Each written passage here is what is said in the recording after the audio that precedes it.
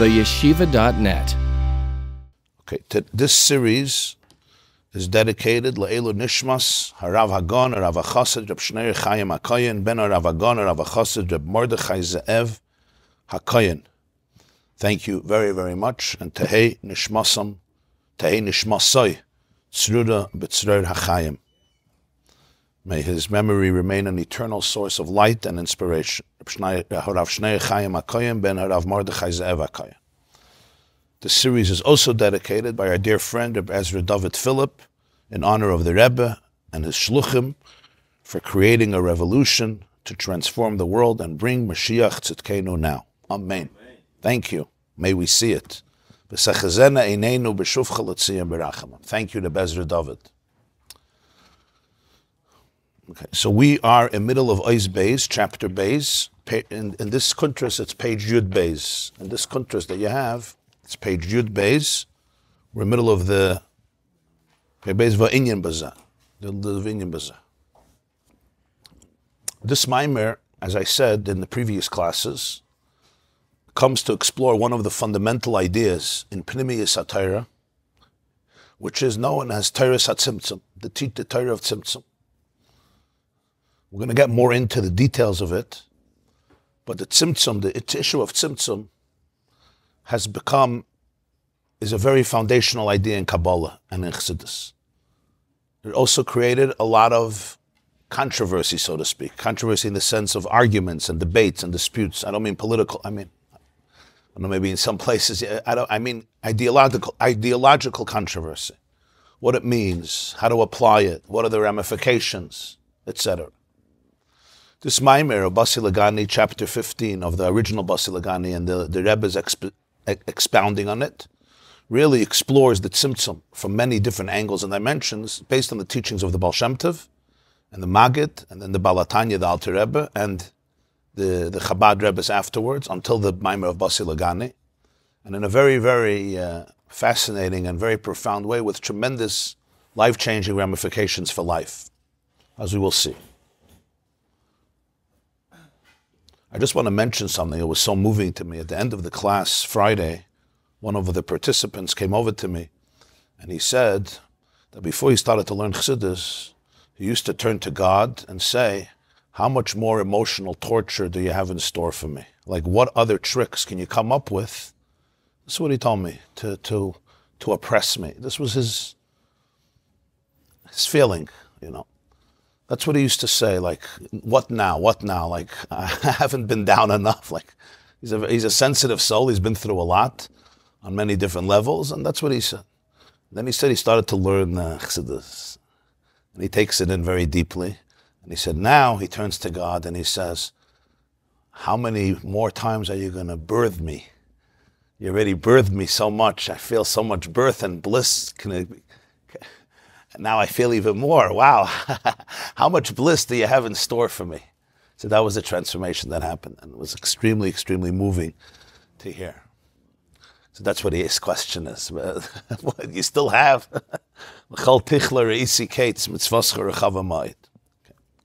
Now the way it's structured, Lamata den Tachlis and Lamaila, very good, very good. I didn't think it was connected to the theme. Very good. Very good. The whole theme is that the Zohar says, Ein Sof Lamaila den Ketz Lamata den Tachlis. The light of Ein Sof extends downward to no end and extends upward to no limit. It looks like it's redundant, but it already says the light is infinite, so you know it extends everywhere. In fact, up and down just limits it. So we explained that there's three separate things. There's the light that's infinite. There's extending downwards to no end, which represents the fact that it's manifested in every aspect of creation. Wherever you look, you're going to see infinity. But then there's the concept of Lamaila Adin Ketz. It's also manifested higher and higher and higher. What does that mean? So he says what that means is this is referring to the Torah's HaTzimtzum. Higher and higher doesn't mean higher in space or higher in time, but higher and higher means more removed on one level, more concealed, as he uses the word helam achar helam, ilui achar ilui. More concealed and more concealed and more concealed. So you call it higher and higher because it's really higher and higher and higher and deeper. And that's the Ein Sof L'mayla Adin Ketz, and that's called Oir as well. This was the main summation of it. Now all this is going to be explained. So he starts explaining. I told you already in the first Basi Legani that the Rebbe said his first Mamer, when he became, so to speak, the Rebbe of Lubavitch, the Lubavitcher Rebbe, in that Mamer, he said over a teaching from each one of the Hasidic masters in the dynasty of Chabad, all the way from the Baal Shem Tov. So you have the Baal Shem Tov, who's of course the founder of Hasidus. He was born in 1698, Tafnon Ches Nachas. He passed away Shavuos 1760, Taf Kuf Chaf. And he was succeeded by his student, the Maggid of Mizrich, Rabbeinu Dov Ber, who was a leader for the next 12, 13 years. He passed away Yutas Kislev, Taf Kuf Lamed Gimel, 1772. He passed away also on Yutas Kislev. And then he was succeeded by the Alter Rebbe, the Balatanya, who was succeeded by his son, the Mittler Rebbe, the Tzemach Tzedek, the Rebbe Marash, the Rebbe Rashab, and then the Rebbe Rayatz. So the Rebbe said over from each one of them, explaining it at length, and that became the structure, the infrastructure of the Maimon. And every year, Basi Legani, he would do that on the theme of that chapter and show the development and the evolution of ideas. So now he starts off with the Baal Shem Tov, then he's going to go to the Maggid, then he's going to go to the Alter Rebbe, all in the inyan of Tzimtzum, which is the concept of Lamayla Adin Ketz. He says, V'inyan Bazet, to explain all of this, is Kemavur B'Teiris HaBaal Shem Tov. On this, there's a teaching of the Baal Shem Tov, Shenitfasa B'Keser Shem Tov. It's printed in a sefer called Keser Shem Tov. Keser Shem Tov is one of the early Hasidic works where the compiler took, the Baal Shem Tov didn't write his teachings, and they weren't written in an organized fashion.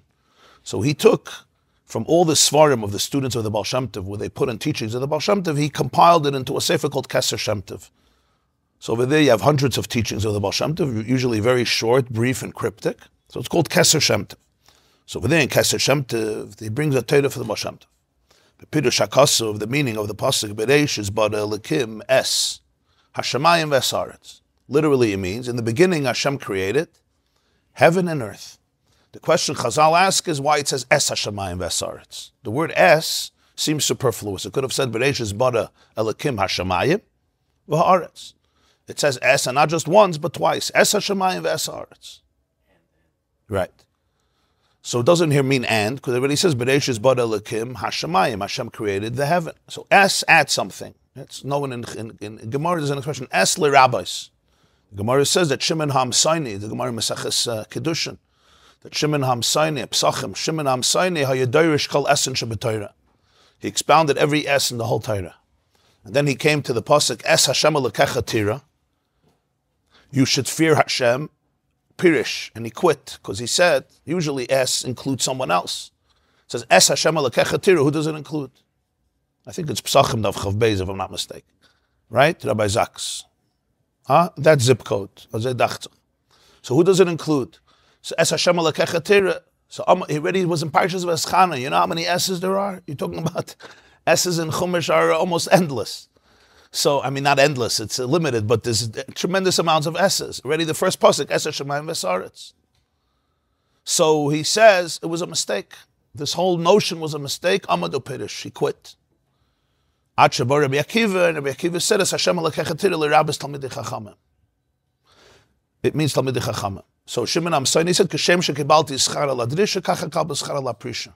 I received reward for explaining, I'll also receive reward for quitting, for going away. I'm fine. In other words, this is not a personal, thing where I'm insulted. There was a time to darshan, and there was a time to be pirish. But you see here that the word S is not a small thing. And Rabbi Akiva, so to speak, repaired the S's. A famous word from the Kotzker Rebbe, with his sharp humor. Es Hashem Elokecha Tira l'Rabbis Talmidei Chachamim. Even Talmidei Chachamim have to fear God. That's the Kotzker Rebbe, classic vintage Kotzker Rebbe. Even Talmidei Chachamim.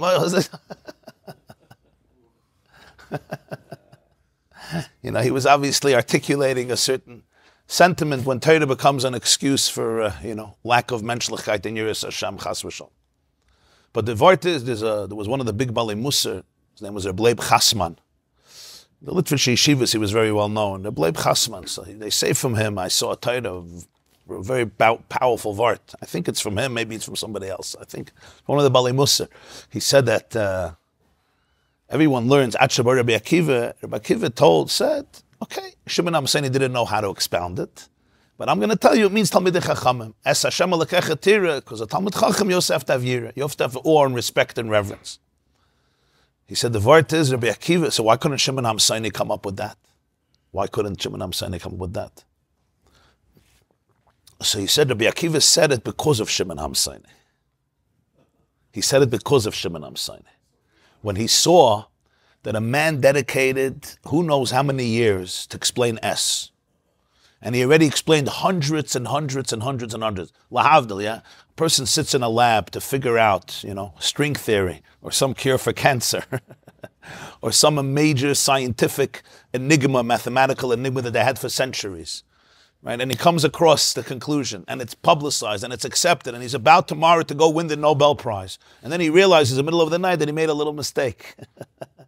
Hold back at the Nobel Prize. You'll write it in your will. So in 20 years, they'll find it, nicht gefährlich. But, don't destroy your whole life's work. Okay, you made a mistake. You'll figure it out. And you'll get a second Nobel Prize. When Shimon HaMasaini got up and he said, the only thing that's negaya is emes, authenticity. And therefore he's ready to quit everything. Rabbi Akiva said, if that's the case, then l'Rabbis Talmidei Chachamim. That's what a Talmid Chacham is, then l'Rabbis Talmidei Chachamim. Very beautiful word. I'll call upon him. What do you want to say, Rabbi Levi? No, but Rabbi Akiva is the one who said it, not Shimon HaMasaini. Okay, yeah, no, Shimon HaMasaini said, I don't have anything to say. I'm done. I retract. Rabbi Akiva, I'll call upon him. I'm trying to bring out the significance of the word S. So the Baal Shem Tov says a whole Torah on S. The word S comes from the word Ois, letters, Oisius. It's also Aleph Tov. That's why it's S. The word Ois, people don't realize, means a letter. And all the letters go from Aleph to Tov. So the word S comes from the word Ois, which means a letter, and that's Aleph through Tov. And that's why Oisius are called in Hebrew Oisius. One of the reasons is because it includes the letters from Aleph to Tov, which encompasses all of the Hebrew letters, the alphabet from Aleph through Tov, the 22 letters of the Lashon Kodesh. So the Baal Shem Tov says, Bereishis bara Elokim es. You have to read it, not only es Hashemayim. Bereishis bara Elokim es. Hashem created es. He created Oisius. He created Oisius. Oisius of Shemayim. Oisius which create Shemayim, and Ve'es ha'aretz, Oisius that create Eretz.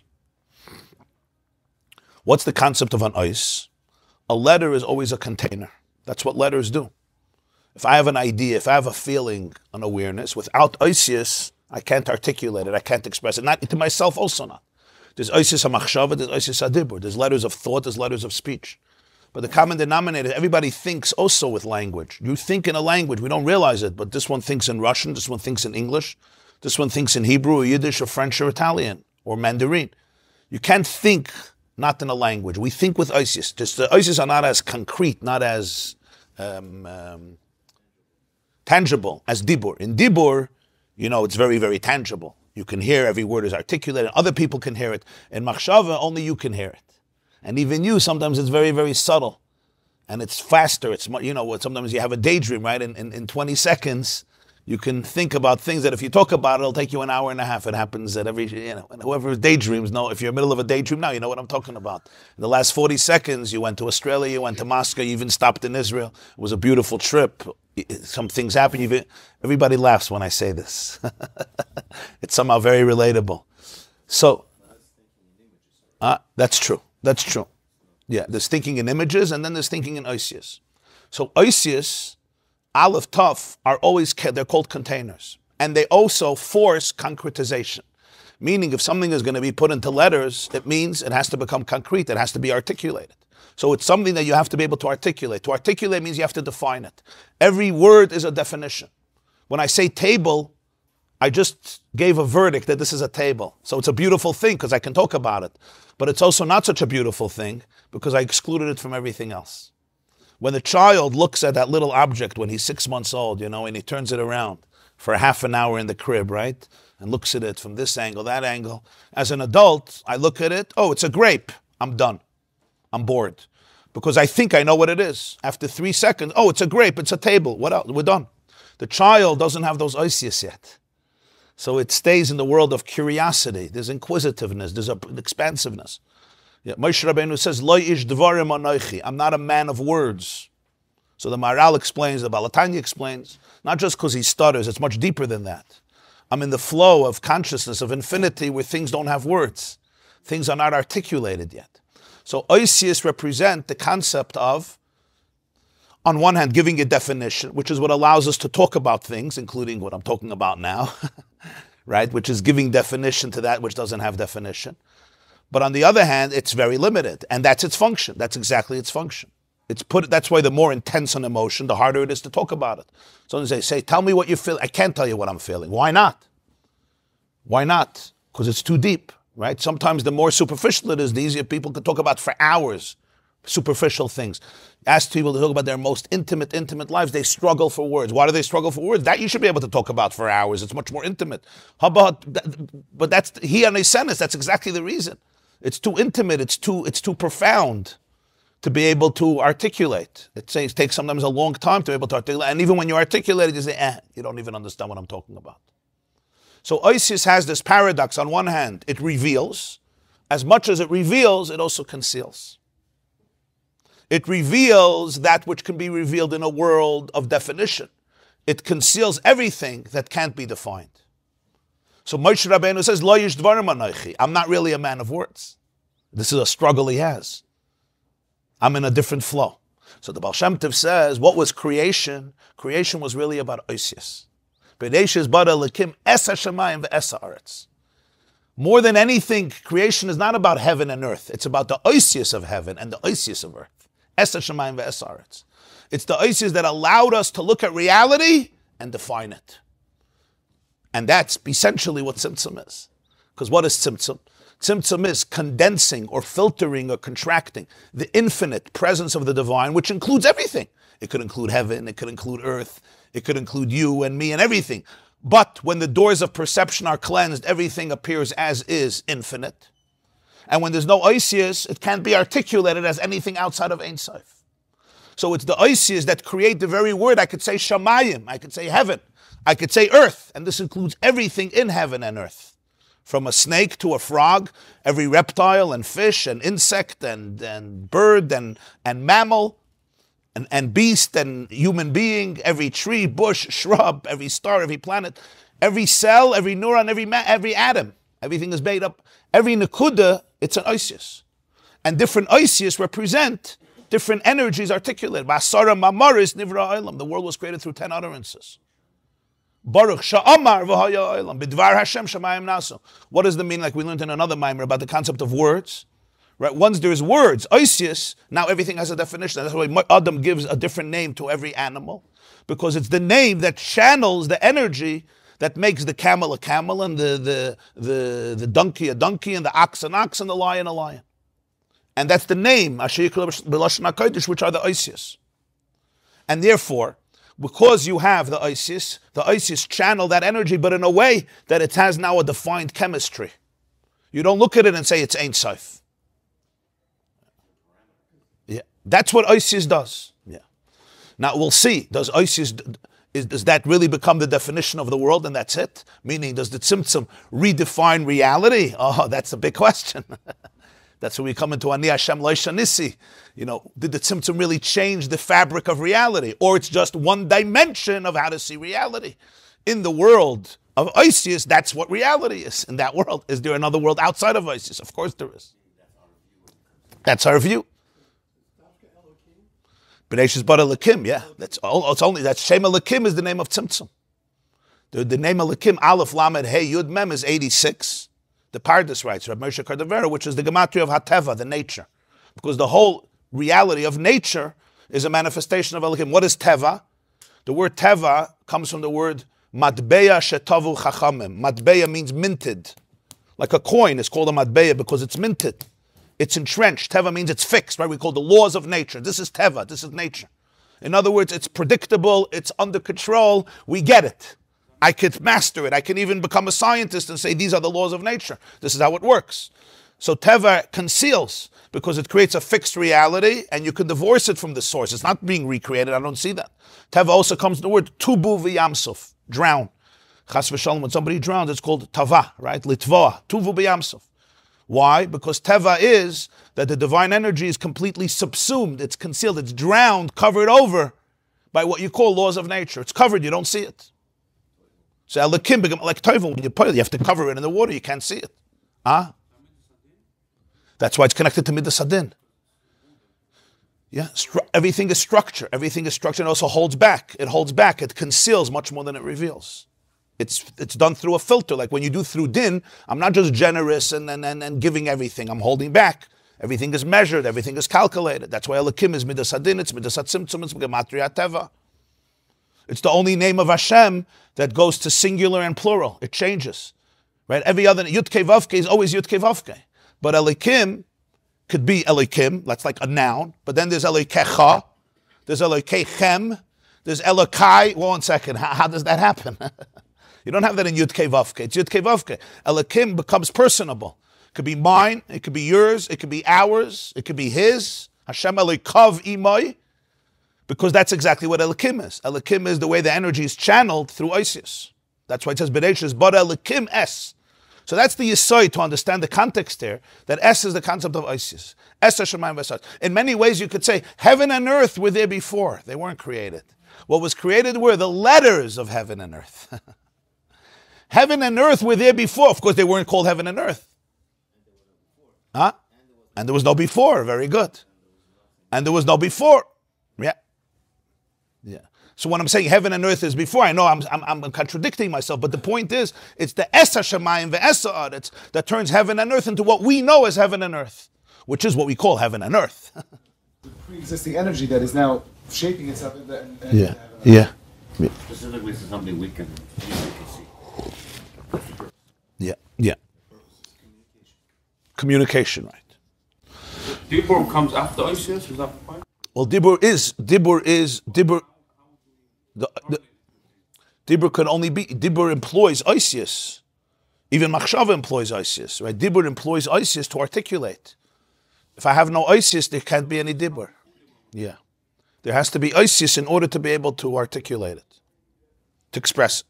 So Bereish is but Elikim Es, Bereish is the Tirgum Yerushalmi, the Targum Yerushalmi, it's one of the Targumim, one of the translations of Chumash.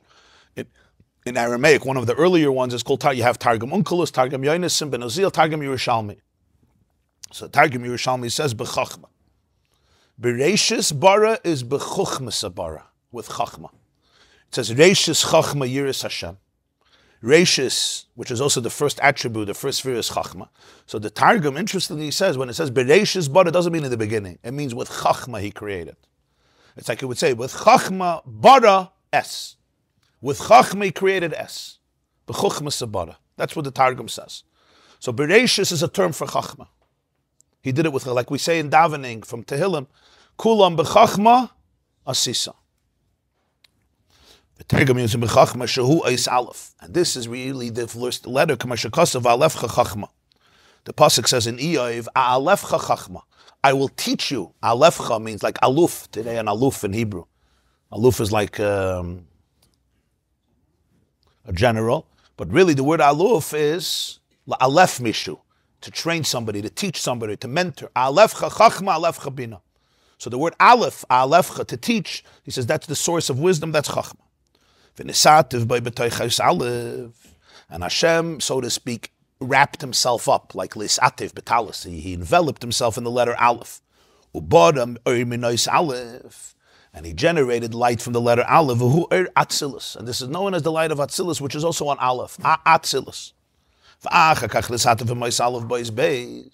And then with the letter Aleph, he enveloped himself into Ois Beis, Ubara Olam HaBriya, the second world, the world of Briya, which begins with a Beis.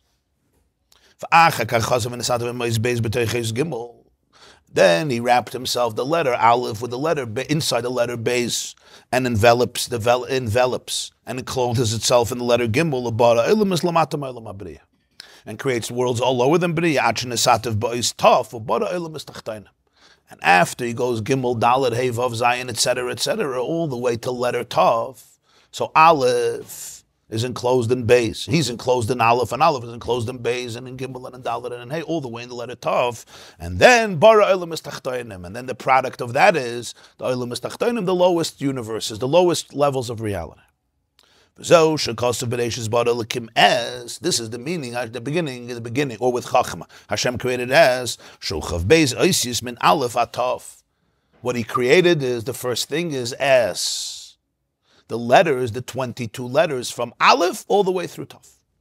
Ubetoiche, inside of these letters, Ruchniyusa Yisbarach, you have his Ruchniyus, which means the divine infinite energy, Shenikra Shamayim, which is also called Shamayim. It's called heaven. Heaven here is a meta, according to this interpretation, heaven is a metaphor for Ruchniyusa Yisbarach that is inside all of the letters. Shenisativ v'nislabash HaKadosh Baruch Hu. That Hashem representing Shamayim, heaven. Like you say, Avinu Shabashamayim, our Father in heaven. So heaven enclosed itself. B'toich of Beis Oisius Elu. In all of these 22 letters, Ubara Esa Aretz. And created Esa Aretz, Shu Kol Inyani Chaymer Aretz. Which is everything that exists in the Chaymer, the material of earth, Shoaydei Daled Meis Levushin Min Aleph Atov. Which represents, and it comes through 400 garments from Aleph through Tov, Shu Eretz Tachtes Shein Lamata Mimenu. And this ultimately produces the lowest land, the lowest earth, the lowest reality, which has nothing lower than it. So the Baal Shem Tov is saying that every letter is not just another letter. Every letter is the energy evolving, or actually say devolving. So when until you have 400. So you have the energy coming into Aleph. He says that's Chachma. That's Chachma. And then Aleph becomes Beis. When Aleph becomes Beis, what is Beis? Beis is 2 Alephs. And what is Gimel? Gimel is 3 Alephs, right? Number 3. And then Dalet is 4, and hey, all the way till Yud. And then you have, from Yud, you already go to Chaf. So now you have 20. And then you have 30. All the way down till Taf, which is 400. That's what he's saying. And each one is a lavush. It's a garment for the one previously. And therefore, after Taf, you can have the earthly physical world that we know, that we inhabit. And then afterwards, he continues and he gets concealed in many coverings and in many shells and many klippen, many husks. And that's the second pasuk, the inun toyu v'voyu v'chayshech v'tohim v'zeu shekasav ha'aretz ha'isasaya v'voyu. That's the second pasuk. B'reish is bara l'kim es hashemayim v'sa'aretz are the ices that create ultimately heaven and earth. And then there's the next level, that this light now gets dressed up in other blockages, in more serious blockages and klippas. V'ha'aretz, this aretz, there could be toyu v'voyu, chaos and desolateness. This is after already. V'chayshech al pnei sahaim, the darkness. So this is already post-eretz. This eretz now goes into the next level of more levushim and more klippas, and here it's already kisuyin and klippin, covers and blockages. Huh? Right. This is after, yeah. That's why it's the second pasuk. This is all through Shem Elikim. The Torah of the Baal Shem Tov there is a long Torah, and actually, I took a picture of it this morning in Keser Shem Tov. I have a Keser Shem Tov in my house. I wanted because over here he just he says the main vart of the Torah, but the Baal Shem Tov over there says it starts with Aleph gets dressed in Beis, because Beis is not different than Aleph. We look, Aleph, Beis, Gimel, Dalet, Heva, what's the connection? Aleph is Aleph, Beis is Beis. You want to say Baruch, you start with Beis. You want to say Anoichi, you start with Aleph. That's not, the Moshe says that's not Pshat. Beis is Aleph. Because Beis is 2 Alephs. It's the way the Aleph becomes more multiplied. The same energy of Aleph, which is 1, now goes into a polarity. From 1 it became 2. Gimel is not different. Yeah, Gimel is 3 Alephs. It's the way Aleph is manifested in 3. What is Dalet? Dalet is 4 Alephs. It's the way Aleph comes out in 4. And the way Aleph comes out in Hey is in 5. And then in Tes, it's now in 9. So the same Aleph, the same energy. It's just dressed up and manifested in a lavush of Beis, which is now in a lavush of Gimel, because you can't go from Aleph to Gimel. It's too radical. It's too extreme. So it's a process. From Aleph, you can go to Beis. From Beis, you can go to Gimel. From Gimel, you can go to Dalet. And each letter, it represents a different shape of reality. Reality takes on a different fabric. So you could look at the entire world from the perspective of Taf, Shin, Reish, Kuf, Tzadik. Right? You can go all the way back. I'm not going to go through the whole Aleph base, even though I learned it at some point. And I try to remember it sometimes. And then you could look at the world from the perspective of Beis, that's already Bria. And then you could look at the whole world and see Aleph. It's the same world, the same tissue box, same pen, same mic, same computer, same person, but it's all Aleph, it's Atzilus. So when you talk Atzilus, B, Yitzir, see, where are all these worlds? You know, people think one world is what? In Neptune, and one world is in Venus, and one world is in Mars, and one world you need a spaceship that goes 1 billion light years and 3 billion light years. No. It's all the same reality. It's different glasses. You put on the pair of glasses called Tov, you see one reality. You put on the pair of glasses called Shin, you see a deeper level. The same energy, but it's that energy on a higher level. Just like in a person, how much of yourself do you see? Right? Two people could see exactly the same reality. Right? Two people, if you want to talk about it, person gets angry. What is that? Right? What's the worst thing a therapist can do? You're a therapist. Somebody comes in and says, I'm angry. What's the worst thing that says? Okay, you're angry. The always question is, what's behind the anger? What's behind the anger? Yeah, what's behind it? There's something behind it. You're frustrated. You're annoyed. You're in a bad mood. Yeah, you're triggered. What's behind it? Let's look. But what's behind it is only one level. And what's behind that? And what's behind that? And what's behind that? So in every reality, there's deeper and deeper and deeper. You know, you put a microscope on a reality, this same table under a microscope is a different table. And if you have a developed microscope and an unbelievably sophisticated microscope, suddenly it's a whole different universe. I thought I saw a solid table. This table is not solid. Not for a second. There's a lot of life in this table. It's not a daimim. It thinks it's a daimim. So each letter going down, it so to speak, or up, it compounds, yeah. Yeah. So when it goes down, the Aleph dresses in the Beis in the Gimel, all the way till you come to them, and then you can have a physical world. If it would stop by Shin, we would look at a world, you wouldn't be able to see physicality. Why not? Because it's still so much more mirroring the Ein Sof, the divine energy, the fact that there can be a physical world, to the point that there can be complete atheism here, or at least agnosticism. That's a product because it went through 400 levushim. So Mashal letter Tes, you already have 9 levushim, because it's 9. Letter Yud is not 10. Yud is a hemshich to 9. Now the 9 hits 10. Now from Yud, you go all the way to Chaf, because now it becomes more radical. So from Yud to Chaf is very extreme. It's expanding on one level, but each expansion, what we call expansion, is also concealment. Because the reason, there's a tzimtzum in every single letter. Yeah. If you look at it from one side, or you have 400, it's amazing. But the 400 are filters that cause the one to be fragmented, and that's still all a physical world. That's still not klippus and choshech. The Baal Shem Tov says, now comes the second pasuk. Once you have eretz, now the energy goes into new covers, and new blockages, and new kisum, and new klippus. Now this eretz that we spoke about before is now sayu, v'avoyu, v'choshech, al pnei sahim. That's the direction. Yeah. That's why 400 is, it says that Yaakov saw the Esav coming with 400 men. V'arba meis ishimai. So those 400, it says in Zohar, that's these 400. That's the tough. Esav was coming with 400 men. This was Esav's energy. And it says also by Avram Avinu, how much money did he give to Ephraim? Arba meis shekel kesef oivel l'soicher. And that's what Yaakov was trying to take back with the 400 men, because Avram gave it away to Ephraim. So it's not stam a number, Arba meis shekel kesef. Arba meis shekel kesef that he gave to Ephraim is connected to the 400 worlds of Tafkid. In Kabbalah and Chassidus, this is a big sugya, the 400 worlds. But the Baal Shem Tov says it here, Bekitzer. So that's the letter Taf. And then you can have the Eretz. So when you're holding the Mashal letter Tzadik, right, you have 90 Alephs. What is 90? 90 is 91s. 1 plus 1, 1, 1, 1, 1, 1, 1, 1. That's 90. But it's the way the Aleph is dressed up in 2 and 3 and 4 and 5 and 6 until it becomes 89 and then it becomes 90. Each one is like a mashal for the previous one. It's like a metaphor. Like we spoke about Shlomo Melech once, right? It says that he said for everything he had 3,000 mashalim.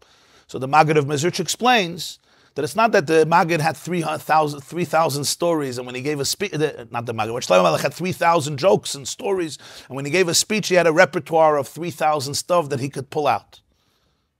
Today, you need artificial intelligence. Give me a good joke for my speech. And Shlomo Melech had 3,000 in his brain. That's how people learn. The Gemara says, the Mishnah says in Saitim, Reb Mamer, Batlu Moishlim Mishalim. When Reb Mamer passed away, nobody knows how to give metaphors, really. There's Magidim, was Plappen Mishalim, Agan Tag. There's people, metaphors and stories. What do you need the genius of a man to say a mashal? The pshat is a different word. A real mashal is not an entertaining word. A real mashal is the pshat that the nimshal is so deep, it needs a lavush. It needs a garment. So the mashal explains the nimshal. Shlomo Melech's wisdom was so deep, he needed 3,000 mishalim until you got the idea. So the first mashal was still too abstract, so he put it into a second one. The aleph went into a beis, the beis went into a gimel, the gimel went into a dalet, and in each one it becomes much more concrete and crass and incarnated in a more tangible reality, until after mashal 3,000 you can understand mashal 2999, which will help you divest it and go to 2998 all the way back. I'm not going to go through 3,000 numbers until you get to number one, and then you say, oh, that's the idea, aleph. That's Atzilus. So Atzilus is the whole world, but in Achdus, it's one akudah. It's like the chip. It's the whole world, but it's condensed into the reality of oneness. And from there comes everything else. So I could see the trees or I could see the forest. And then comes after that, that's the main Torah of the Baal Shem Tov. The Baal Shem Tov adds here that the whole journey of life, that's what we're going to see now, is going upward. We start with Taf. And from Taf, what is Tkiya Shofar? Tashrak. Tkiya, Shvarim, Trua Tkiya. Taf, Shin, Reish, Kuf. Tkiya Shofar is the beginning of going upward, Rosh Hashanah. Rosh Hashanah is the creation of Adam. We're created from Taf. So now you begin going upward. That's why Tishrei is Taf, Shin, and Reish. Right? Nisan is Chodesh HaAviv. Aviv is Aleph Beis, it goes down. Aleph Beis. Nisan is the beginning. Tishrei is the Avodah of Tshuva, it's coming back up, Rosh Hashanah. So the Yom Kippur, so it starts with Tashrak, which is Taf, and then you go up to Shin, you go up to Reish, you go up to Kuf. And he says, until you go to Aleph, which is Alufay Shalaylam, and that's what Yoina says, we say it on Yom Kippur, Mi betin sha'oil shivati elecha. When he was swallowed up by the whale, by the fish, he davens and he says, from the womb of the abyss, I cried out to you. What's Mi betin sha'oil shivati elecha? When you know that the Tuf is only ultimately a manifestation of Aleph, so then there's no such a thing. The Tuf is Aleph. It's just Aleph the way it's fragmented in 400 pieces. It's Aleph multiplied 400 times. But it's really all the Aleph, and therefore, mi betin sha'ol shivati elecha. And then the Baal Shem Tov adds something else at the end. And he says, what happens right after that? The world was dark. God said, let there be light, and there was light. So the Baal Shem Tov explains this is all one hemshech. And he says as follows. All this is only for somebody who doesn't see the Aleph inside of everything. When you don't see the Aleph inside of everything, so now you only see 2, now you see 3, now you see 400, now you see Choshech, Toyu, Vavayu, that's what you see. The moment you could see the Pnimius inside of it all, then it's a whole different reality, because it's really Aleph. Because it's the Aleph that's manifested in Beis, it's the Beis that's manifested in Gimel, and the whole Beis is just Aleph. And the Gimel, therefore, is also Aleph, and the Gimel is manifested in Dalet, and the whole Gimel is Aleph. So you peel it backwards, and that's Tashrak, mi betin sha'oil, from the abyss, shivati elecha. That's what Yoina understood. Taf is the lowest place, but he can go back. It's one Aleph base. It's a cohesive, there's ultimately a symphony here. So the Baal Shem Tov says like this. Tzaddikim in Tanakh are called Elokim. Hashem tells Moshe Rabbeinu, we're going to learn it this week, Re'ei nesaticha Elokim leparai. I made you Elokim for Parai. Literally, it means I'm making you a ruler for Parai. But on a deeper level, it means that the tzaddik is aligned with Hashem. It says by Yaakov Avinu, Parshas Vayishlach, Vayikra loi Keil Elokei Yisrael. Rashi says from Maseches Megillah, Hashem called Yaakov Keil Elokei Yisrael. In Zohar Parshas Boy, it says Man Pnei Adon Hashem, Dor Reb Shimon ben Yochai. Because Reb Shimon ben Yochai was completely aligned. There was no ego, so you're just a conduit. L'shchina medaberes b'toich greiner, on Moshe it says.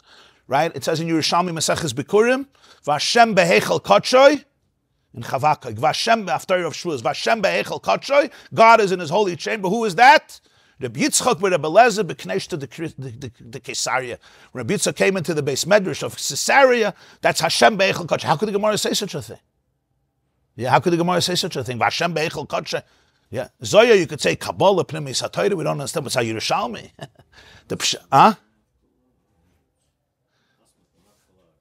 So the pshat is that a real tzaddik means that there's no ego. If there's no ego, so there's no I. So there's no I, you're aligned with the core in everything. There's no blockages. So Mamela, you're a channel. That's what it says. Moshe Rabbeinu says, "V'nasati mitar artzachem." I'm going to give rain.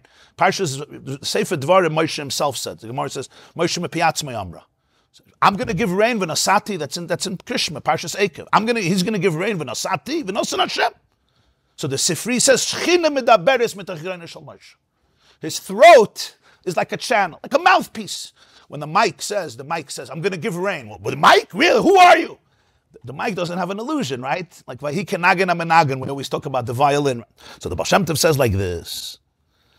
So he says, Vayomer Elikim yehi oir vayihi oir. He says, Elikim is referring to Hashem, but Elikim is also referring to every person who lives with the consciousness of oneness who never left. So Vayomer Elikim, in the Soyu, and in the Voyu, and in the Choshech HaPnei Sahaim, Elikim, says Yehi Or, Vayi Or. And I'm going to just quote it. Miyad k'sha'oile b'machshava shel anshei hadas, shenikroyim elikim, she'akadosh baruch hu shenikra Or. Mistater sham, nispardu kol poya layavin, v'nisgala Ori yizbarach, v'zo shekosav Vayi Or, v'hovein, v'Hashem yizbarach yichaper. Interesting. He says God should forgive for this. I guess it's a deep secret. But this is what he says. Vayomer elikim, the moment anshei hadas, Anshe Das means people of Das. The moment they have a thought, and they're called Elikim, that Hashem, who's called Oir, Hashem is the ultimate light, is really here, Mistater Sham. What looks like a Taf is really just 400 olives being manifested in diversity. And even what looks like Klippa and coverages is only the Taf being manifested. So the moment they know that what? Vayomer Elikim, Elikim is also the person, the Anshe Hadas, who's aligned with Elikim. Yehi Or. Yeah. What's Yehi Or? Yehi Or is, let there be light. Let me see the light. I know that there's light here. He says that moment, they all lose everything. Yehi Or. And there is light, because that's what it is. That's how he finishes off. It's a thought. It's really a thought. When the moment you say to yourself, yeah, Yehi Or, Vayem Elikim Yehi Or, Vayi Or. Then it's Or. Why? Because it is Or. It's a choice. It's a very deep choice. Now, it's not an easy choice, because we understand why, because the blockages are very real. So to get to that space of saying Vayi Or, it's really viscerally believing it. It's not a philosophy, right? We always talk about it. It's not an abstract idea. But when you get when the Machshav Anshe Hadas, when it's an experience, it's Taka Vayi Or. He says then they all lose it, because the entire blockage is only a blockage, as we're going to see. That the whole symptom is only as a channel to be able to bring it out. So therefore, the moment you identify the truth, the blockage falls apart. It's not there. Its whole power is when you don't acknowledge it as a cover-up. The moment you acknowledge it as a lavush, so then it's not a cover anymore. Then it's just a channel. And that's an inner transformation that happens with the Oir. This is the Torah of the Baal Shem Tov, basically. So another few details, but this is the Nekud. So the Rebbe says, what do we see from here? From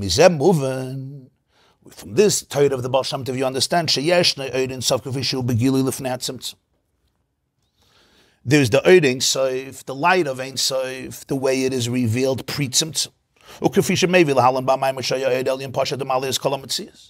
Later, we're going to talk in the Mamer, he brings in the Mamer what it says in the Arizal. This is the beginning of the Sefer Eitz Chaim of the Arizal. That pre-creation, and including pre-time, there was a Oir Elyon Pashat, the transcendent, infinite, divine light, which is Pashat. Pashat means simple, divested from any attribute. Memalias Kalamitzias, it filled all reality. So pre-tzimtzum, what does pre-tzimtzum mean in simple words? The only definition of reality is Oir Elyon Pashat Memalias Kalamitzias. It filled Mitzias. It's unbelievable words of that. What does it mean it fills Mitzias? What's Memalias Kalamitzias? I understand you say Memalias Kalamitzias. What does it mean Memalias Kalamitzias? It means the only definition of Mitzias is Oir Elyon Pashat. It's not like there was space and it filled the space. You're talking about pre-creation. That was Metzias. But Malias Kala Metzias means there's no other definition of Metzias. That filled the whole Metzias. In other words, the only conceptual space of identity was Oir Elyon Pasha. That's pre-tzimtzum. Infinite, all Ein Sof. That's what it is. Comes the Baal Shem Tov and says that this oir itself is filtered and condensed and contracted and manifested and enclosed and camouflaged with many cloaks, many garments, kanal.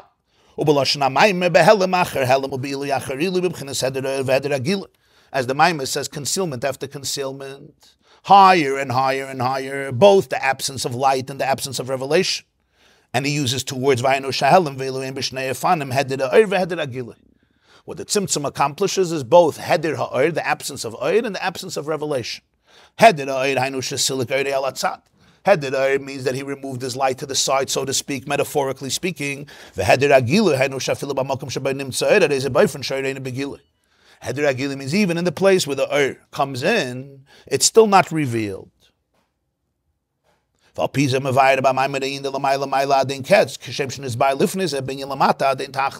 And this is the Nikud of Lamayla Adin Ketz, just like Lamata Adin Tachlis means.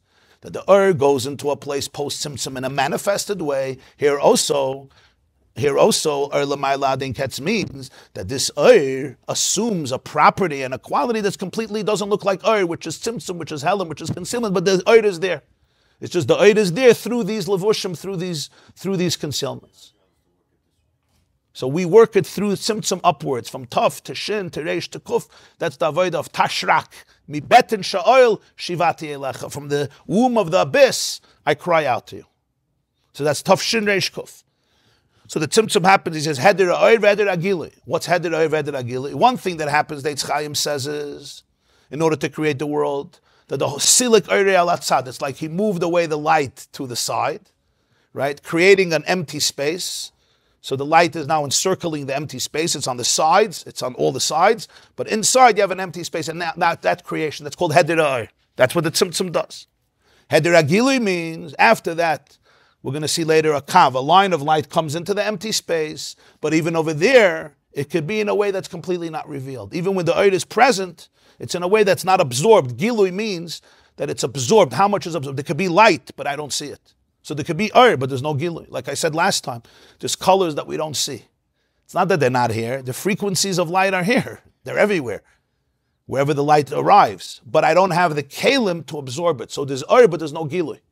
The revelation is here. There could be a revelation of unbelievable truth. But if you're not a keli for it, it's not begilui.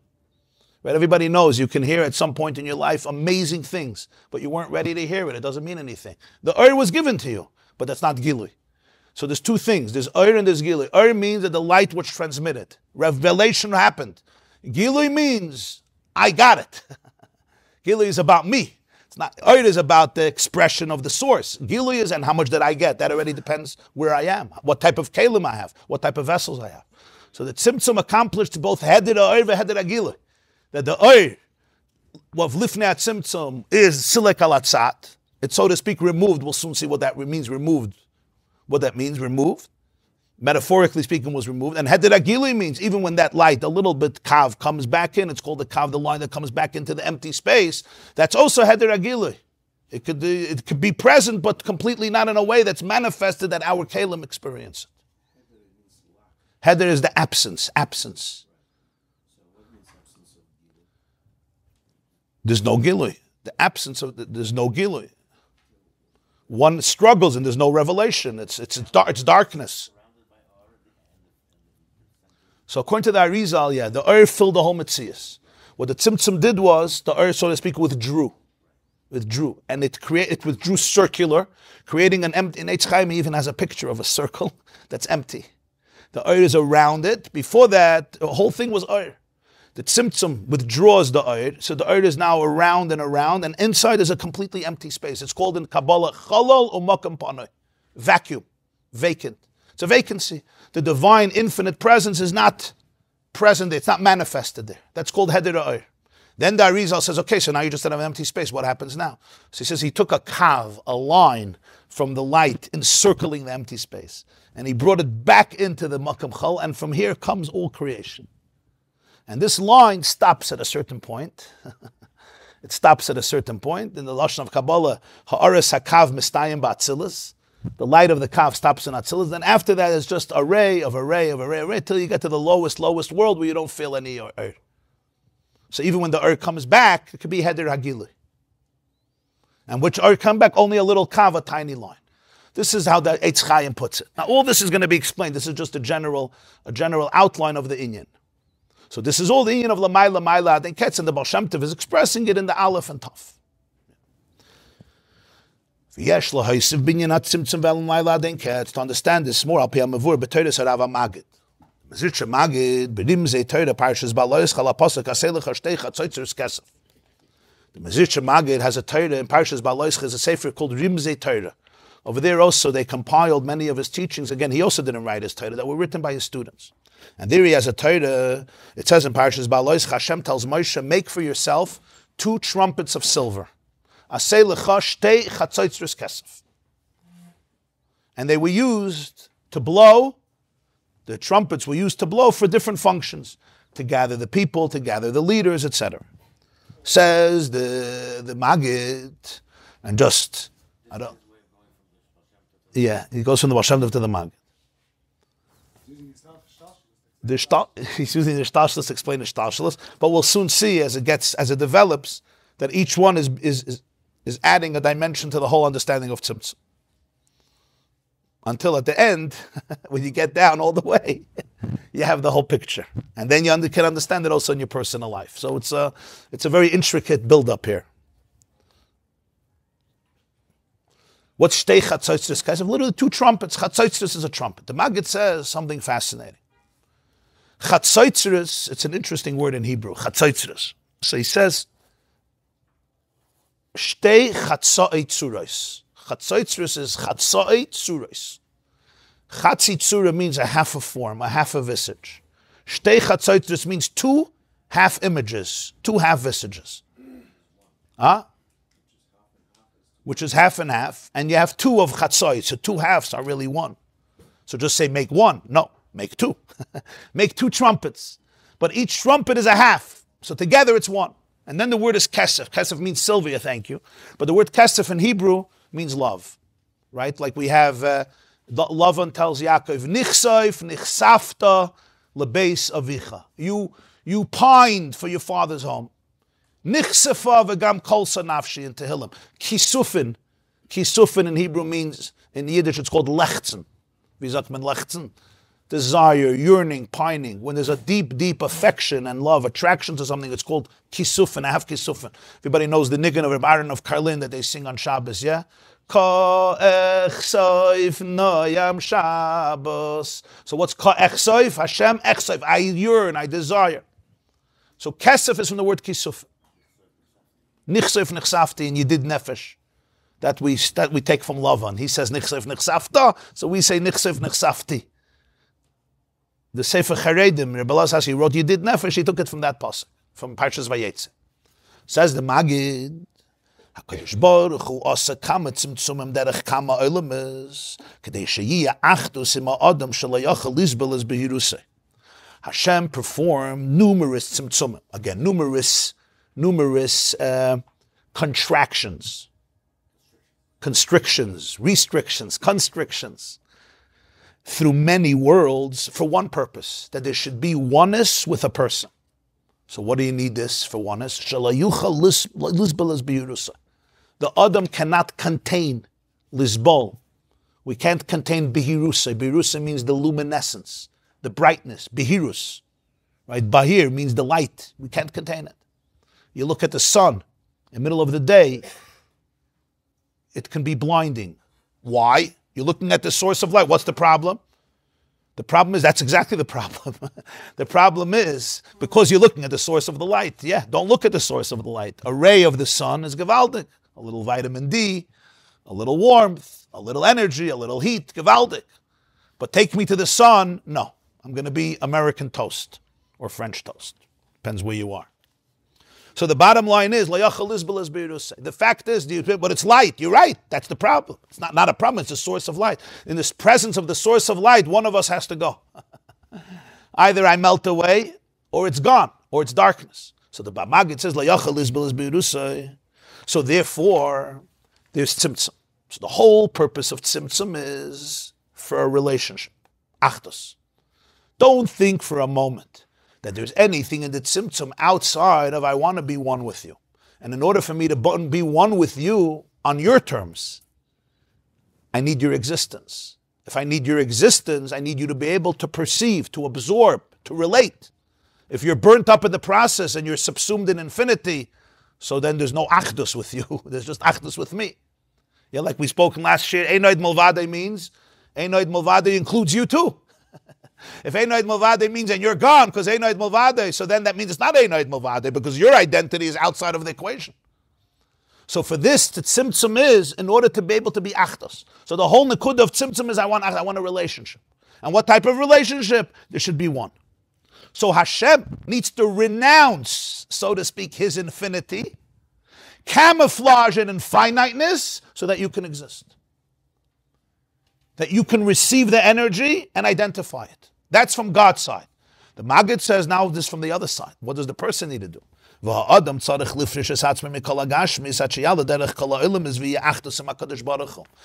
person needs to have the courage to renounce his blockages, his cover-ups, his finiteness, to be able to touch infinity.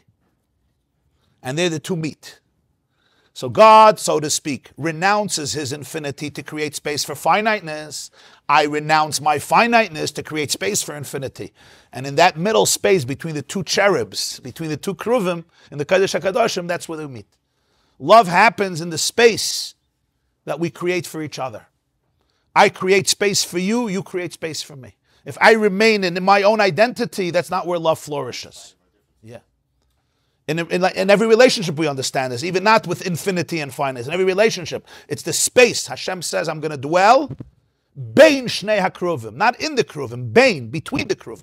Rashi says the kruvim was a male and a female, right? A little boy and a little girl. What's the idea? In Kodesh HaKadoshim. So this is the embodiment of it.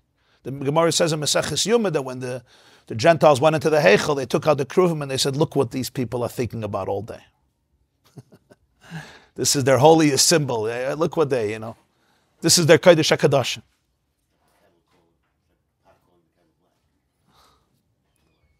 But that's the whole nekudah. That's what we spoke about last time, about the power of what love means, that everything is about the connection. So the Maggid says, so it works both ways. When the person is Peirush Menagash, what means Peirush Menagash? Peirush Menagash means that I don't fall prey to the blockage, to the cover. I transcend. Good question. Good question. So ultimately we're learning that the power of the blockages is in order to facilitate the ultimate achdus. Now, I know we need a lot of explanation in that because it's like, not my blockages. Okay, I get it. Huh? Laha Yitzarech, very good. Laha Yitzarech, yeah. It sounds counterintuitive, yeah. So Hashem renounces, so to speak, his infinity because he wants achdus, and a person can't contain infinite light, and the person needs to be able to go on the same journey of God. I also need to do a tzimtzum. What's my tzimtzum? My tzimtzum is, I look at myself as finite, insecure, fearful, yeah? I may look at myself as every person, what are your blockages? What does your tzimtzum look like? What did the tzimtzum create for you? For one person, it's terrible fear. For one person, it's terrible anxiety. For one person, it's terrible insecurity. For one person, it's crazy arrogance. It's narcissism. For one person, it's disassociation. It's numbness. It's detachment. You have to figure out what the tzimtzum did for you. Can you make space for another you? Can you make space for the infinite you? It's not easy. Because the wounds inside of you say, no, this is you. Can you say, no, it's a lavush. It's a lavush to be able to allow for real alignment with the source. It's a garment. It's a garment in which the ultimate light is dressed up for me to be able to ultimately truly align with the source. And working through this darkness is the way that I am going to be able to connect, yeah? Yes. At the moment, this is a big punchline. There'll be other punchlines. Yes, yeah. This is Basi Legani Achoisi Kala. This is Iker Shchina B'Tachtoinim Haisa. This is Dira B'Tachtoinim. It was, of course, created by design. Yeah, this doesn't look like a design. It's more than a design. It's infinite love. It's more than a design. A design could be sophisticated. This is a relationship design. Design comes from the relationship. The relationship doesn't come from the design. The relationship precedes the design. It's very important. Because a design does not heal wounds. Relationships heals wounds. Remember that.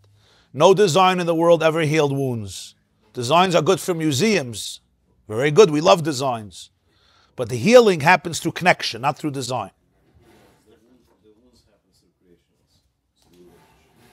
Exactly. Designs don't create wounds and designs don't heal wounds.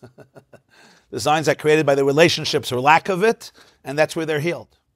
So the Maggid says, you now got to do the ladder upwards. Like the Baal Shem Tov, Tov, Shin, Reish, Kuf.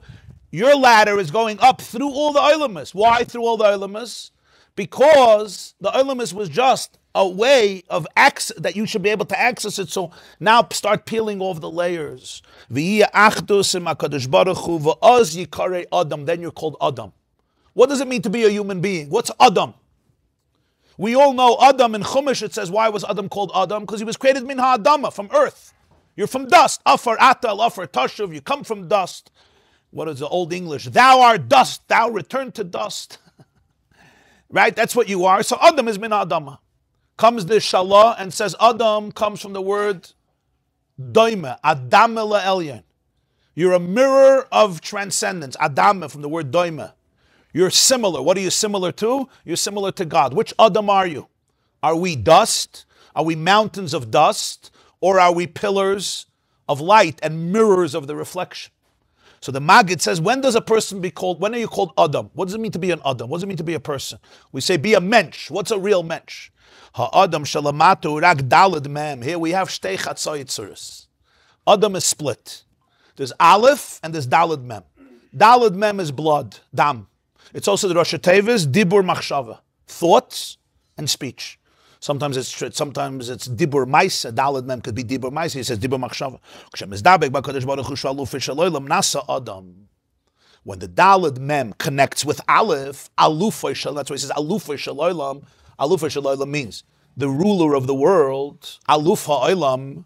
Back to what we spoke before about Chachma, Aleph Chachma, you become Adam. So Hashem tells Moshe, you have to remember that our relationship is built on two trumpets of silver. Ha'adam hu chatzitzura, shurak dam, dalad mem, va'alef levad kivayachol gam kenei netzura shlema. This is even more intense. The Adam is only half, but remember the Aleph is also only half. Just like Dalad Mem is not complete without Aleph. That's why he says the second one, Kivayachal. The Aleph itself is also not a complete surah. Omnam ksheyizdapku yachdov, nasa tzura shlema. So it's shtei chatzah yitzuris, and each one is missing the other. It's like you know, when you have a beautiful painting and you split it in two. You know what I mean? And you're trying to get back, you know, like in the puzzles, you're trying to get back those two half faces. So chatz yitzur is a half an image. And you know it's a half an image. The worst thing you could do in the half image is make believe that the half image is a whole image and start building and saying, no, you're supposed to be cut. That's the image. You turn the half image into a philosophy. You turn the flaw into a strength. You understand? Instead of understanding, no, the Chatzitzur is looking for its second half. It's looking for its completion. We know this in relationships. In relationships, the worst thing you could do is when there's trust. When there's no trust, we do it because there's no trust, is to say, right? I don't need you. A relationship only works when saying, no, of course I need you. I'm a chatzitzura. I need the other half. We do it because I don't want to be hurt. So I say, yeah, I don't need you. I'm not a chatzitzura. So a chatzitzura, what's the only thing that's more painful than being a half? When the half starts thinking that it's a whole. Because when I know that I'm a half, I'm searching. I'm searching for the whole. There's a void. It's a good void. Yeah, you're looking for your whole. Thank you. Of course. When the Chatzitzura says, no, this is it. So now what happens? Now I'm stuck. But really I am a Chatzitzura. So I'm really angry. I'm really upset. I have to disassociate from myself because I know I'm a Chatzitzura. But I'm not allowed to tell myself I'm a Chatzitzura. And that's the concept when we turn our wounds into gods. When we turn our wounds into gods. In other words, we take our wounds, we laminate them, we romanticize them, and we make a life out of them. And that becomes the end of it. So now I'm stuck in my Chatzitzura, and now 20 years later, I can't get out of it. This is me. And anyone who triggers that It's like you're the biggest enemy because you're threatening this beautiful Chatzitzura that I invested so much to build. When you envelope yourself in that, now I'm stuck in halfness, I'm stuck in brokenness. Brokenness becomes not just a philosophy, it becomes a destination. So the Maggid says, dam is a major part of a person. We are dam, we are blood. We are blood, that's what we are. Hadam hu nefesh. You are your blood, and blood is survival. Blood, the circulation of blood is what's responsible for our physical and emotional life. Because it's our blood that carries the electricity and the nutrients and the oxygen to the entire body. And the dam represents the consciousness of survival, animal soul consciousness, dam. And it's expressed also dibur maisa, our words, our deeds, machshava, our thoughts. But there's also aleph. Really your aleph, that's the second half. And as long as the dam is divorced from the aleph, it's not connected, it's not aligned. I'm out of character. I cut the wires. I'm not in flow. Huh? Dam, yeah. I'm like dead man walking. Dam, doimim, yeah. Only shtei chatzoi tzuris, when you become one, now it's a tzura shlema. But just like dam is incomplete without aleph, he says here that aleph is also incomplete without dam. He's also not a tzura shlema. He's also, so to speak, he says kivayachol, because you're talking about Hashem. But kivayachol, this is what I want. Nesava kadosh baruch Hu. The aleph feels I want dam. So just like dam is vulnerable, aleph is also vulnerable. But the difference is aleph acknowledges that he's vulnerable. God never hides his vulnerability. Read the Torah, you'll see. He never says, I don't care if you betray me. I'm good. I'm infinite. I would expect in one parsha Hashem to say, you want to betray me? I'm good. I'm fine. I'm done with you anyway. I never liked you. You were always a dysfunctional partner. This whole thing was a mistake. The angels were right. Right? I'm not going to be megashim these things because it's very, very sensitive. But if there's one thing you see in Chumash and Tanakh is, the aleph is very vulnerable, so to speak. Very, very vulnerable. It's like this relationship is negeya in atzmius. It's negeya in everything. Why? Because it's taka negeya. That's what we spoke in the last shir. Nisavad, the Rebbe said, Taiva, there's no kasha. It's beyond the place of logic. Somehow in the deepest place is negeya the nitzachon of good over evil. But there's a very deep power in that, because that means that there's no place in which you're going to be lonely. There's no nikud in which you're going to be lonely. It's not like when you hit the ultimate crescendo of spiritual heights, you get lonely. There's no place where there's no nikud of reality where there's loneliness. For real. There's the feeling of loneliness. That's the darkness. There's the feeling of abandonment. That's the trauma. There's the feeling of rejection. That's the wound.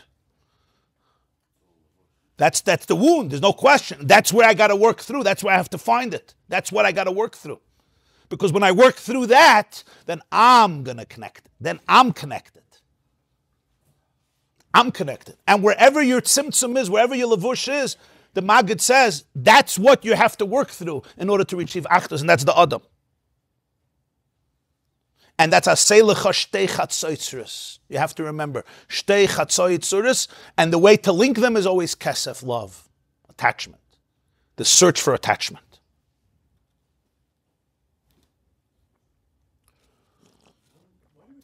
That's the secret of machzis hashekel, right? Why do you give machzis? In the Beis Hamikdash, everything had to be complete. You couldn't bring a carbon that was blemished. Besides the shekel, you have to give a half. If you give a whole, we don't accept it. Why not? Guy's a millionaire, he wants to give a shekel. Sorry, we only take machzis. Whoever heard of Jews making such an appeal? You want to give 50%? You want to give 50 cents? Good. $1, we don't take dollars. Sorry. Never happened again in history. Of course you should give more. But the problem is, if you give one, you think that you're whole. The moment you think you're whole, now you're a broken person. Because now you stay broken. If I know I'm half, now I can heal. With your half and my half, we can become one. Shtei chatzoitzuris. Huh? Yeah. When we talk about Hashem and infinity, we always use the word kivayachal. It's you don't understand, because it's an acknowledgement of, it's part of being a person. Part of Dira B'Tachtoinim is recognizing that you're human. and there's just, it's a humility, it's a reverence, it's an awe. Huh? Yeah, because let's face it, as much as we talk about this, I'm using words, I'm using logic. And this comes from a place where logic was created. Logic was created based on this love. So how can logic even define it? So kavayachal always means whatever I say, I'm not saying really what I need to say. It's a beautiful way of saying very deep things and saying whatever I said, I didn't really touch it yet. Because it's much more experiential than it will ever be through words. And even experience has infinite levels. Even experientially, what does this relationship look like? It's deeper. That's what he says, derech kama olamis. Every layer you peel, you go into a higher space. And then you peel another layer, another layer, another layer, and layer, until this dvekus. So what does it mean to be an Adam? To be an Adam means you have Aleph, but you also have Daled Mem, and they come together. And it's Shtei Chatzot Tzuros. So when you're feeling that halfness, it's a very deep, vulnerable space. And we always feel that when we're in dam. Whenever you're in blood, you feel that. That's like a halfness. It's a vulnerability. It's a void. That void is an invitation. It's not a destination. It's an invitation. Darkness is not a destination. Darkness is an invitation. It's an opportunity. Of course. Adam and Chava are the example of this. We learned in the Mamer in Torah Bereshis about the Sheva Brachas, right? Yotzir ha'Adam. Adam and Chava were created as one, and then they were separated. This is exactly the idea. The Aleph, Daled, Mem were really one. That's why when they're separated, they're really two halves of the same whole. A husband and a wife are reflections of this truth in the physical world. That's why the whole Shir Hashirim, Ani l'doidi v'doidi li, is a metaphor. The Rambam says in Hilchos Tshuva Perek Yud that the love between man and woman is a metaphor for our love with God. It's all a metaphor. Yeah. Basi Legani achoisi kala is Shir Hashirim. It's healing that relationship individually and cosmically. That's why now I was saying in a relationship, if the worst thing that Adam could tell Chava is, I don't need you. When a wife tells a husband or a husband tells a wife, I don't need you, what does that mean? We all know what that means. You would think, oh, it's great. You don't need me. I don't need you. So I can go to Australia for a few weeks. I can go to New Zealand. I can go biking in Vietnam. I can hang out in Thailand. Why not? I'm a chaya, beautiful. Isn't that the best relationship? It's a disaster. It's called no relationship. And we experience these things because trauma leads people to these places. Because it's much easier to be lonely. Right? Small. I get it. This is not chas v'shalom with judgment at all. It's explaining the reality of how we function. And we do it also within ourselves. Can you make friends with all the parts in yourself? Or we tell certain parts of myself, I don't need you, get out of my life. We do it. What I do to somebody else, I do with myself always. The other person is just a mirror. So with myself also, it's like this I can't deal with. You're not here. You don't exist. But Aleph Daled Mem is really making peace with all these parts. So if Adam understands, of course he's vulnerable, and Chava understands, of course she's vulnerable, what do we do with that vulnerability? That's the question. Of course we're vulnerable. Who's not vulnerable? You know somebody who's not vulnerable in this world? Which world are you living in? Who's not vulnerable? It's a danger when we start thinking we're not vulnerable. The lack of vulnerability is the beginning of creating a facade on our pain. And the only thing that's worse than having pain is making believe you don't have pain, because then it wreaks havoc. So there's a search, there's a yearning. The good news is there's somebody waiting for you.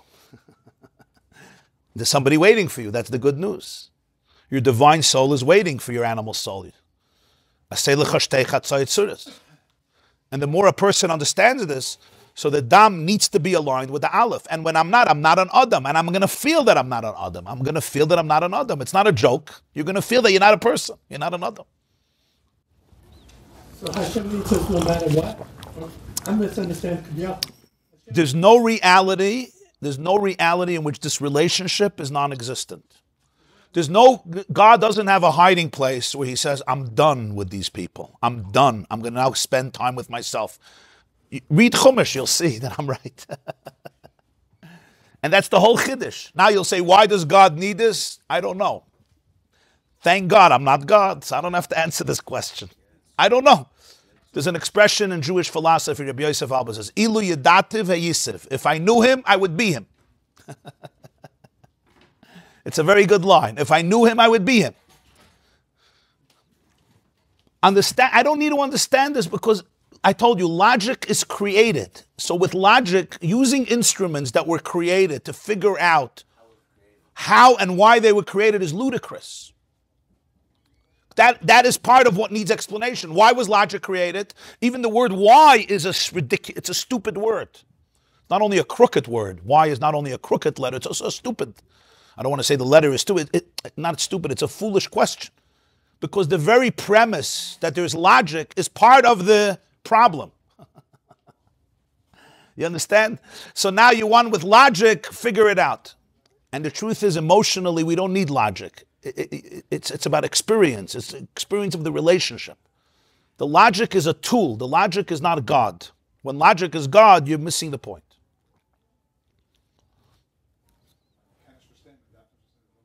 Very good. Put him Tavshin Lamed Aleph. Me ken nicht verstehen, me darf nicht verstehen, me will nicht verstehen.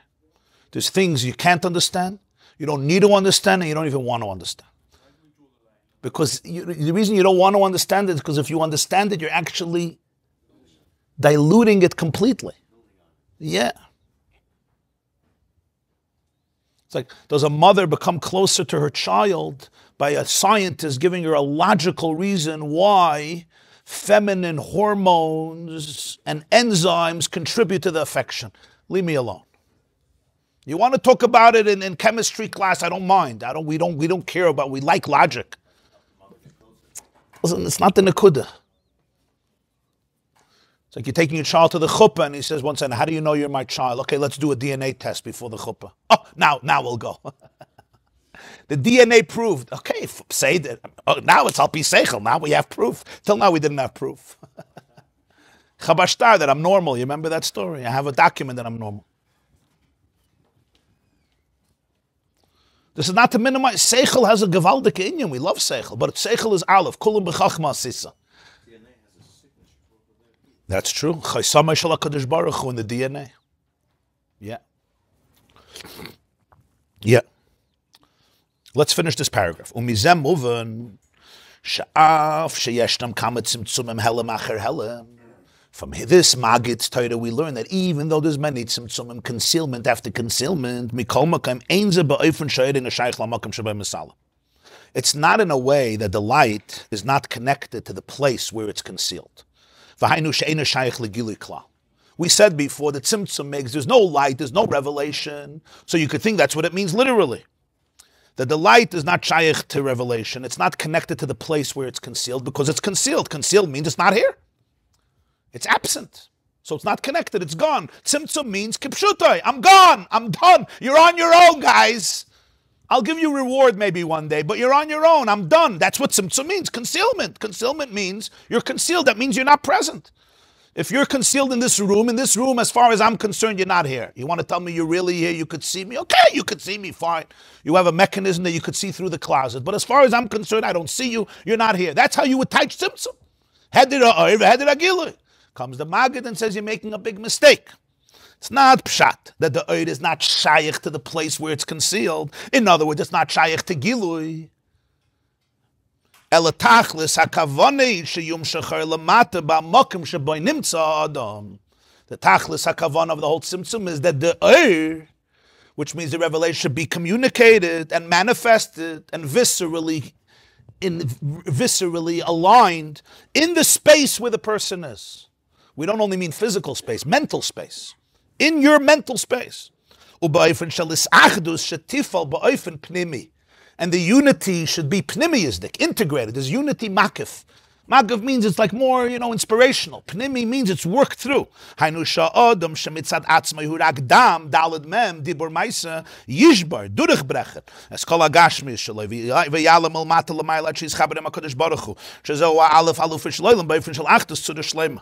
the person has the ability durch zu brechen. They put it especially in Yiddish because sometimes the Rebbe said it in Yiddish and the Hebrew words don't always capture it. The person could break through. What does it mean breakthrough? That's the word here.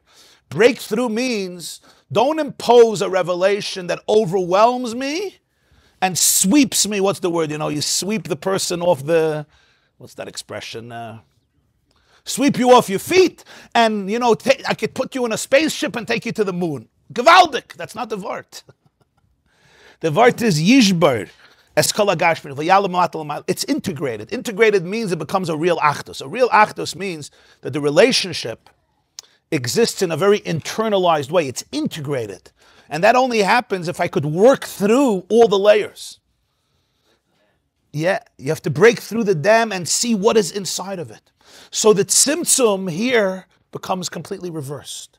Every blockage is hiding something. So I have to ask, what's behind this wall? For this, you have to break the wall. If you just accept the wall as is, you will never find what's behind it. So here we understand why we don't run away from our blockages, because every blockage is hiding a treasure.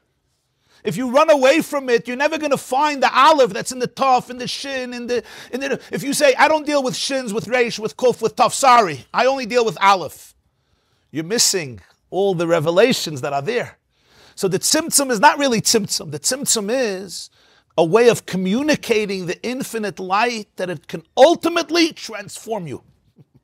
That it could be, it's all about achdus. It's all about oneness. It's all about revelation.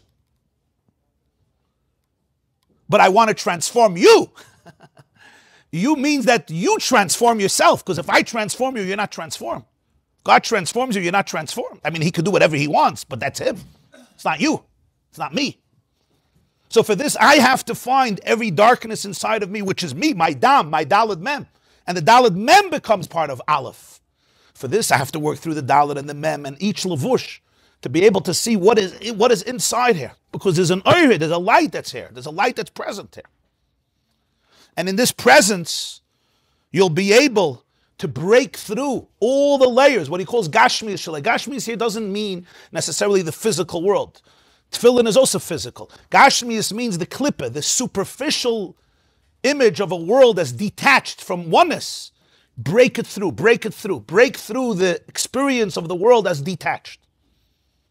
And then you go up milmata lamayla. And it's layers, it's like a ladder, like Sulam Mutzavarza, like Yaakov's ladder. There's a rung and another rung and another rung, and each rung represents another step. And you have to hold on to that rung. You can't skip, because if you skip, you're going to fall. That's what happens. And that's what happens to people, right? It's called spiritual bypassing, because it's not comfortable to deal with tzimtzum. The reason it's not comfortable to deal with tzimtzum is because we don't understand what tzimtzum is. We're afraid of it. So people want spiritual instant gratification too. We're the microwave generation, right? I want it hot and I want it fast. Like the Serenity Prayer in New York City. God, give me patience and give it to me now. I want patience, but I want it right now. N-O-W.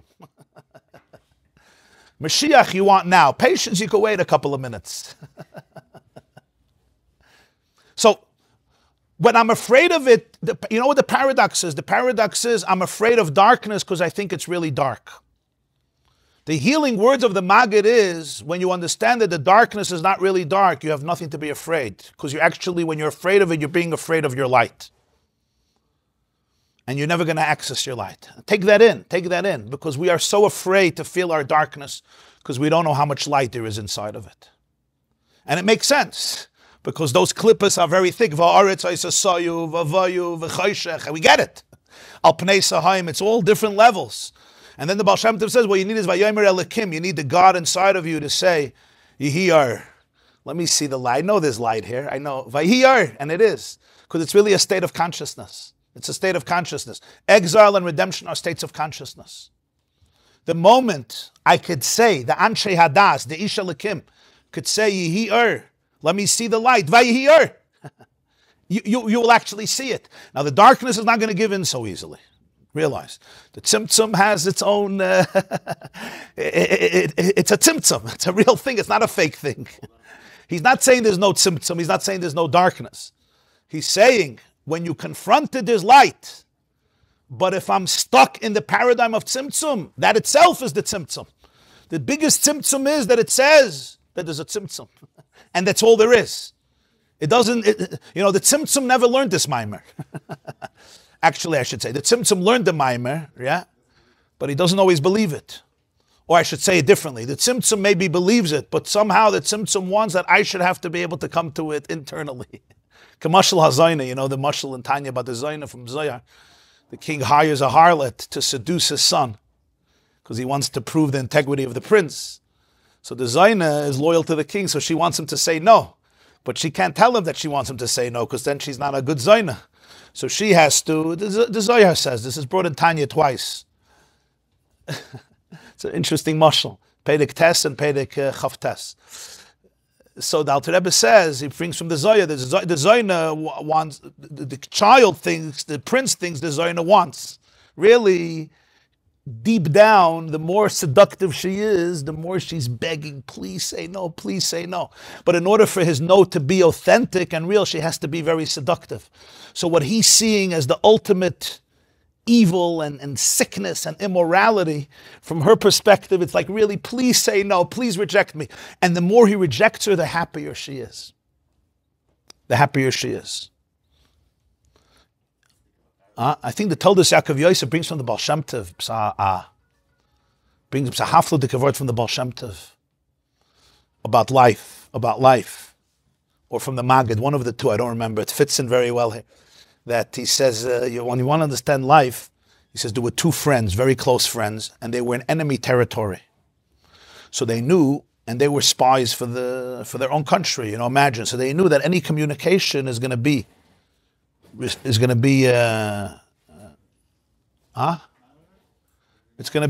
be received by the enemy and monitored and deciphered, and they'll be caught. So they decided on a code language that every word that they say is the exact opposite. So if they say he's coming, it means he's not coming. If they say yes, it means no. Right? If they say 6 o'clock in the morning, it means 6 o'clock at night. Everything opposite. That way, you're safe. So the Baal Shem Tov says, that's the story of the Yetzer Hara. When it comes into this world, you have to know whatever the Yetzer Hara is saying, he really means the opposite. He means exact opposite. It's a code language. It's a code language to be able to survive the world, to be able to transform the enemy, to be able to win. So the Zayna says, do it. What she's really saying is, don't. I'm a blockage. I'm here to stimulate your muscles. Yeah. Eat it. What he's really saying is, don't eat it. Blow up, get overwhelmed, get stressed, get anxious. The world hates you, God hates you, your family hates you, you're an abandoned, insecure, nerdy loser. Does that sound familiar to anybody? You don't have to raise your hand, it's fine. Whoever understands, understands. One person raised his hand, okay. I assume there's maybe even two. You're so honest, I love it, huh? A ganze titel, you're saying it's already too much yeshes. It's already too much, I'm a loser, I'm a this, a shen chshivas, yeah? The real losers don't even give themselves the chshivas of being a loser, right? So the guy who once came to a therapist, and he's a therapist, he says, you give me $1,000, 4-hour session, and you never have to come back. Okay, so the guy goes, he has all this anxiety, and 4 hours, he gives him $1,000, he says, no. He says, it's very simple. It's very simple. You suffer from insecurity. He says, for this I had to pay $1,000 and sit 4 hours? I know, 40 years I know this. I'm looking for why. Why do I suffer from insecurity? He says, it's not uncommon for a loser. Right? That was his therapy. Since he got exactly what he needed, he got his reason. So all of these inyanim, it's code language. It's code language. It's not, now, you can't tell the loser inside of you, no, you're not, because he knows better than you. He has experience. When we say code language, it means he's saying there's something you need to search here for. What I'm saying is only a lavush. There's a much deeper story here. There's a deeper story here. And if you can untangle it, disentangle me, and unburden me, and expose the true story here, with smoke this fire, you're going to find a lot of light. It doesn't always mean I have to know the story. That's not what I mean. Sometimes yes, sometimes not. That's not the Nevart. But the Vart is that there is an energetic story that's being told that's concealing something very powerful. So that's what the Maggid is teaching us about the code language of the world. This is all an introduction. Because the Baal Shem Tov and the Maggid, they spoke in Hakdamas. They spoke the general idea, right? from here he starts off with the Alter Rebbe. The Alter Rebbe now starts off what's the whole lineage. Alter Rebbe explained the Baal Shem Tov and the Maggid according to the shit of Chassidus Chabad. Alter Rebbe takes it to the whole understanding, to a whole, as we'll see, revealing the Amkus Sheba Amkus of the Baal Shem Tov and the Maggid. And here we're going to start the whole sugya of what it means that Tzimtzum is not Kipshutay. That's going to be the next seif, explaining the Chiddush of Tzimtzum not Kipshutay, which some of the Kabbalists did not agree with. Be'ezer Hashem, that will be the next shir. We're going to learn Tuesday, 7:45. Be'ezer Hashem Bli Neder. Tuesday, 7:45, and then again Wednesday, 7:45. Tomorrow there's no shir. I'm in Chicago. And then Wednesday I'm going to Eretz Yisrael. So Tuesday and Wednesday, with God's grace. Everybody have a beautiful day. And remember the code language. Not every yes is yes, and not every no is no. Sometimes yes means no, no means yes. Slachat Rabbi regards. When Hashem needs us, Kaviyachal means that it really doesn't mean it's Hashem beyond that. Yeah. This sounds like you're saying that, no, MS Hashem needs us. There's no, why is it Kaviyachal? We'll talk about it another time. I have to catch a... You understand what I'm saying? Yeah. That's why he uses the word kavayachal. Kavayachal is a very beautiful word. It means that as much as you understand, there's still what we don't understand, much more. And it also means as much as you feel the love, it's also much more. Kavayachal is both. Kavayachal means both ways. It's more infinite than you'll ever understand, and it's also more vulnerable than you'll ever understand. Kavayachal is not only... God he's not really interested, he's semi-interested, right? So I'm saying, Kavayachal is both. Both is derech eretz. You have to have reverence. It's also saying, as vulnerable as you think he is, he's infinitely vulnerable. So it's much more vulnerable than you'll ever imagine, okay? As much as you're invested in something, he's much more invested, because he's infinite. I'm invested, and then, there's breakfast, I come to the shah, I go to breakfast. When he's invested, he's invested. Ad mitzvah nefesh. So b'meila, it's both ways. It's ein sof, so there's reverence, there's respect, but it's also vulnerable more than you'll ever imagine. This class is brought to you by theyeshiva.net. Please help us continue the classes. Make even a small contribution at www.theyeshiva.net/donate.